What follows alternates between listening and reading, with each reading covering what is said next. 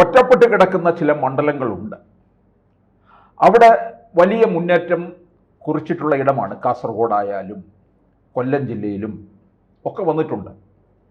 ഇപ്പോൾ തന്നെ കൊല്ലം ജില്ലയിലേക്ക് വന്നു കഴിഞ്ഞാൽ അവിടെ BJP ഉന്നം വെച്ചിരിക്കുന്നത് 1-2 മണ്ഡലങ്ങളിലാണ് ഏറ്റവും കൂടുതൽ ശ്രദ്ധ കേന്ദ്രീകരിച്ചിരിക്കുന്നത്. അതിൽ ഒന്നാണ് ചാത്തന്നൂര്, രണ്ടാമത്തത് ചടയമംഗലവുമാണ്.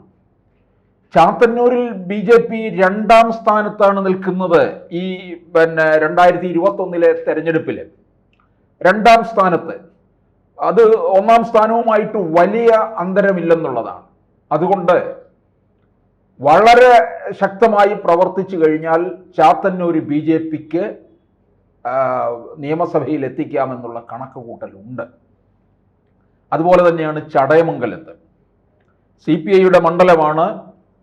BJPക്ക് ഏതാണ്ടൊരു 25,000 വോട്ട് വരെ പിടിച്ചിട്ടുള്ള മണ്ഡലമാണ്. നിർണായകമാണ് BJP അവിടെ. അതുകൊണ്ട് ഒരു അത്യധ്വാനം തന്നെ അവർക്ക് അവിടെ വേണ്ടി വരും. അങ്ങനെ വന്നു കഴിഞ്ഞ്